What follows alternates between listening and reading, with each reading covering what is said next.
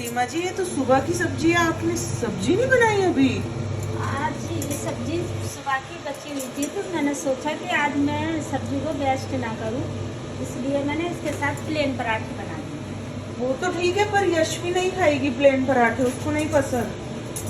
तो मैंने इसलिए उनके लिए आलू उबाल के रखे, उनके लिए आलू का पराठा बना दिया। वाह सीमा जी, क्या बात है, आप तो मतलब दिल जीत लेते हो।